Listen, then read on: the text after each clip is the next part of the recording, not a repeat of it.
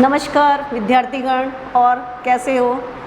अभी हमने पिछली क्लास में इस जल प्रलय में, जिसके लेखक हैं फणीश्वर नाथ रेणु, आपको आधा सारांश बताया था और आपसे कहा था कि आप पाठ को पढ़ लेना। तो आपने पाठ को पढ़ा होगा, तो उसमें क्या है, बाढ़ का वर्णन है। अब हम आगे की समरी बताएंगे, आगे बढ़ूंगी कि 1949 की बाढ़ का अनुभव। 1949 में महानंदा में बाढ़ आई थी। महानंदा नदी का नाम है। लेखक वापसी थाना के एक गांव में पहुंचा। साथ में रिलीफ के एक डॉक्टर थे। गांव के कई बीमारों को राहत कैंप तक ले जाना था। राहत कैंप समझते हो ना, कि जब बाढ़ आती है तो सरकार बाढ़ पीड़ितों की राहत के लिए कैंप लगाती है, तो उसमें वो लोग शरण लेते हैं। एक बीमार युवक के साथ उसका कुत्ता भी नाव पर चढ़ाया। अब एक बीमार युवक था और उसके साथ उसका कुत्ता भी आ गया। डॉक्टर ने कुत्ते को ले जाने पर आपत्ति की, बोले कुत्ता संग नहीं जाएगा नाव पर। जो डॉक्टर था उसने आपत्ति की। बीमार नवयुवक कुत्ते के बिना कैंप में जाने को तैयार न हुआ। और आपको पता है कि कईयों का बहुत ज़्यादा प्रेम होता है अपने पालतू जानवरों से, तो उसने कहा कि मैं अगर ये कुत्ता नहीं जाएगा तो मैं भी नहीं जाऊँगा। वह नाव से उतर गया। उसके पीछे पीछे उसका कुत्ता भी उतर गया। उन्हीं दिनों लेखक और उसके साथी मुसहरों की बस्ती में राहत बांटने गए। ये बस्ती का नाम है राहत बांटना, मतलब राहत सामग्री। जो बाढ़ पीड़ित लोग हैं उनको राहत बांटने के लिए, है ना, जो वो वहाँ पर गए। मतलब राहत सामग्री होती है जैसे दवाइयाँ ले जाना, खाने पीने का सामान बांटाना बाढ़ पीड़ितों को।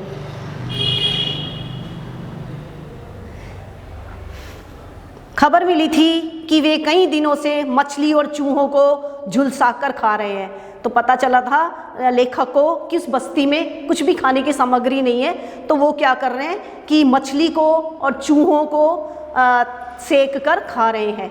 परंतु वहाँ पहुँचे तो ढोलक और मंजीरे की आवाज़ें आ रही थी। स्टेज पर बलवाही नाच हो रहा था। पर्टिकुलर उस जो कबीला है उसमें कोई लोक नृत्य है जो वहाँ पर हो रहा था। नटुआ मायके जाती रूठी हुई धानी मीन्स पत्नी के हाव भाव दिखला रहा था। नटुआ कहते हैं जो नाच रहा था, नौटंकी कर रहा था। मंच पर आदमी था और वो ऐसे हाव भाव दिखा रहा था जैसे रूठी हुई पत्नी है जो अपने पति से रूठ गई है, और उसका घरवाला उसे मनाने में लगा हुआ था। ढोलक पर द्रुत ताल चल रही थी। द्रुत ताल मतलब तेज गति से ढोलक बज रही थी।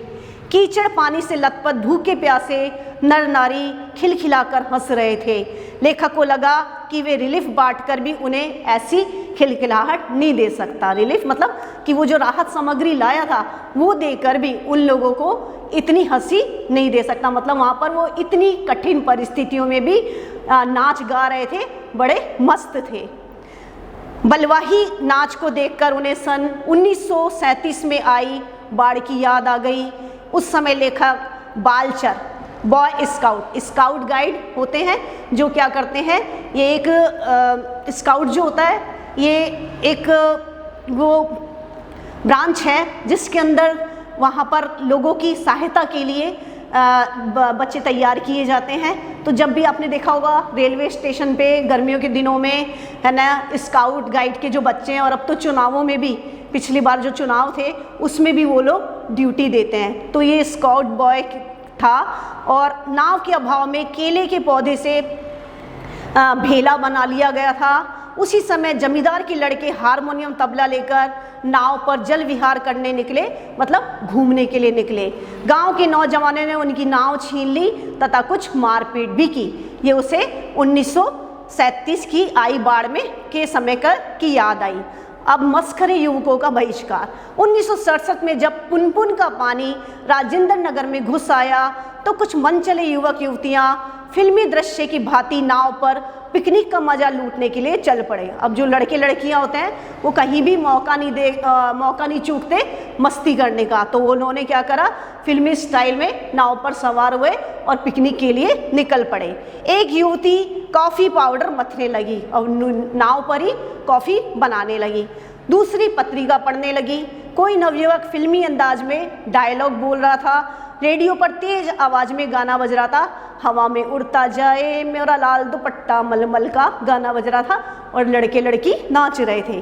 तभी गोलावर के पास स्थित चारों ब्लॉकों की छतों पर खड़े लड़कों ने उन पर इतनी सीटियां, किलकारियां और कमेंट्स की बौछार की। कमेंट्स यहाँ फब्तियाँ लिखा है, फब्तियाँ बोलते हैं इंग्लिश में कमेंट्स को, कि उनके लाल होठ काले पड़ गए, उनकी सारी प्रदर्शन वृत्ति धूल में मिल गई। मतलब वो ज़्यादा अपने आप को दिखा रहे थे, तो सारे लोगों ने, और जो बाढ़ से घिरे हुए थे, वो जो छतों पर खड़े थे, उन्होंने उनके इतने मज़े लिए कि उनकी सारी मस्ती ख़त्म हो गई। अब नेक्स्ट है बाढ़ का आना। रात के 2:30 बज गए। अब अभी शुरू में बताया था ना कि राजेंद्र बताया था आधी रात को पानी घुसेगा, तो लेखक इंतजार कर रहा था। रात के 2:30 बज गए, पानी नहीं आया। न जाने क्या दैवीय चमत्कार हो गया, अचानक लेखक को अपने स्वजनों और मित्रों की याद आई। अब पानी घुसना था आधी रात को 1-1:30 बजे, लेकिन 2:30 बजे तक पानी नहीं आया। उसने उन्हें टेलीफोन घुमाया, परंतु टेलीफोन बंद थे। मन में आया कि इस समय कुछ लिखना चाहिए, परंतु नहीं। अचानक पुरानी यादें आने लगी। पिछले साल अगस्त में छाती भर पानी में खड़ी एक गर्भवती स्त्री की मूर्ति मन में आ गई, जो गाय की तरह टुकुर टुकुर निहार रही थी। पानी भर गया था और गर्भवती थी, तो चल सकती नहीं थी, और जैसे निरी गाय होती है जो एकदम कहीं कुछ नहीं कर पाती, उसी तरीके से लोगों को देख रही थी। ऐसे ही भेड़ों के झुंड की कल्पना करते करते लेखक की आंखें मुंद गई और लेखक को क्या हुआ, नींद आ गई। भेड़ों का झुंड के पानी को कहा है, जब पानी जब बाढ़ का पानी आता है तो वो क्या हो जाता है, मट्टी से और गंदगी से गुंदला गुंदला सा हो जाता है, गेरुए रंग का हो जाता है। तो ऐसा लगता है जैसे धुली हुई सफ़ेद भेड़ें धूल में सन गई हैं। तो इस तरीके से उसको पानी को याद करते करते लेखक को नींद आ गई। अचानक लेखक को नींद से जगाया गया। सुबह के 5:30 बज गए थे।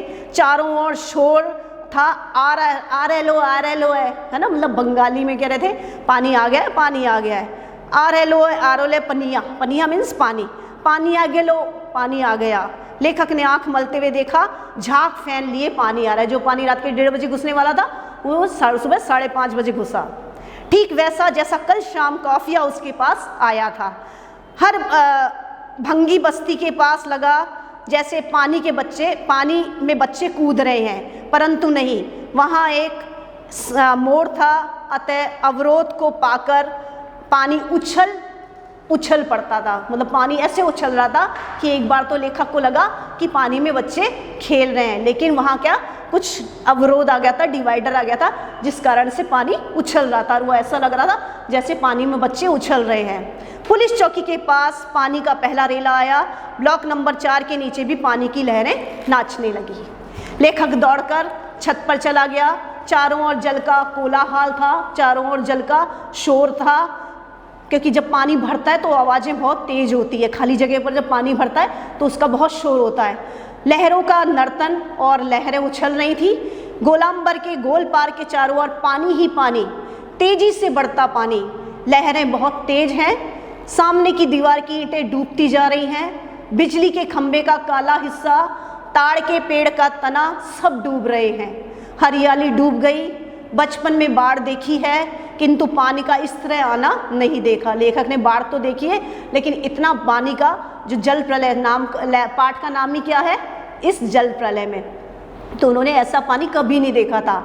अगर रात को पानी आया होता तो लेखक भयभीत हो जाता। आपको पता है रात वैसे ही अंधेरी और डरावनी होती है, और उसमें एकदम से पानी घुसे तो बहुत ज़्यादा डर लगता है। मन में आता है कि काश इस समय एक मूवी कैमरा होता, या टेप रिकॉर्डर होता, या कलम होती, परंतु अच्छा है कुछ भी नहीं है उसके पास। अब ऐसा इसने क्यों कहा है, क्योंकि ये सब होता तो जो दुख भरी चीज़ें हैं ना, उनको हमें याद नहीं करना चाहिए। यहाँ इस पंक्ति से मतलब है कि दुख भरी स्मृतियाँ, यादें हैं, उन्हें हमें किसी तरीके से भी अपने पास नहीं रखना चाहिए, ना मन में, ना किसी कैमरे में, ना किसी नोटबुक में, क्योंकि वो क्या हमें जब भी देखा जाए तो हमें दुखी करती है। इसलिए अच्छी स्मृतियाँ हमेशा मन में रखनी चाहिए, वो हमारा उत्साहवर्धन करती है, और बुरी यादें हमारे को डिमोलाइज करती है, हमारे में निराशा जगाती है।